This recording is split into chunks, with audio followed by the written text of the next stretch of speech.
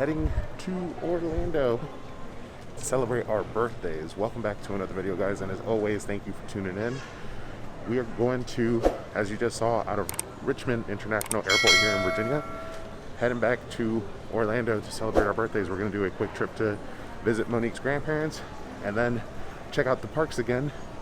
And I thought I'd show you guys what travel is like now in case you're planning to do your first trip since COVID. Maybe give you some perspective as to how it is. As you can see, masks are still required, but I don't think for much longer. Social distancing is still a thing in the airports.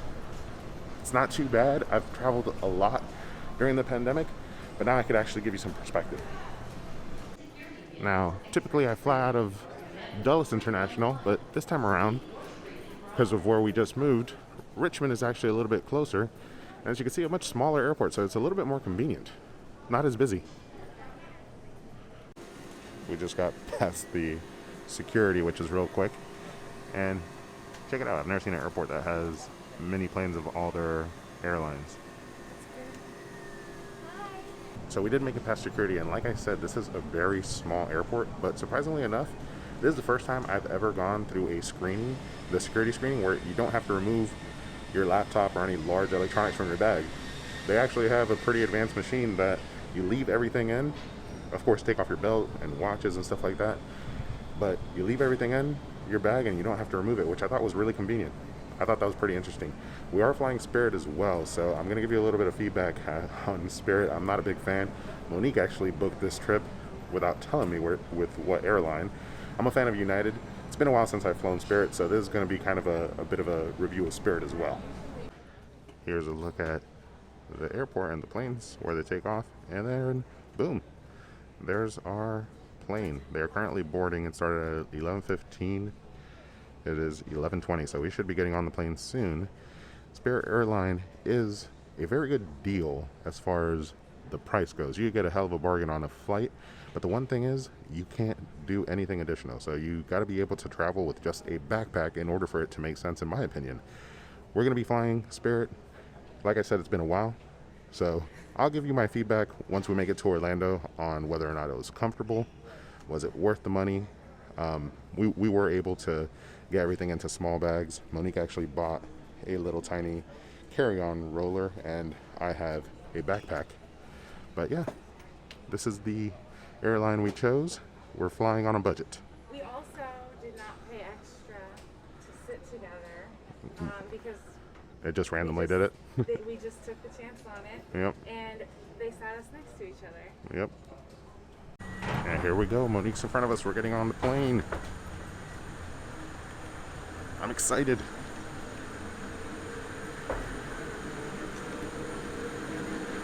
We're finally inside. Exit seat responsibilities should not be taken lightly. If you are seated in an emergency exit seat, please take a moment to review the safety information card located in your seat back pocket. Carefully.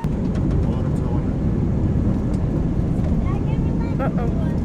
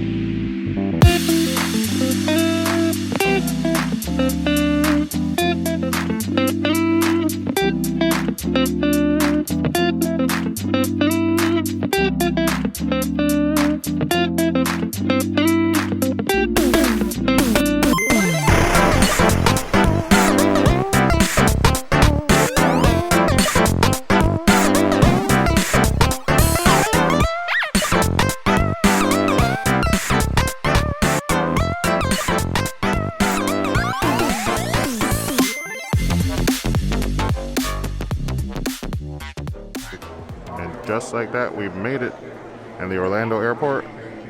The complete opposite of Richmond, much busier.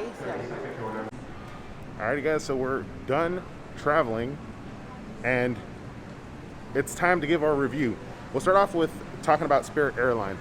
I gotta say, maybe I gave them a little bit too hard of a rap, or maybe It was just the time that I was traveling. The chairs, the things about Spirit Airlines is twofold.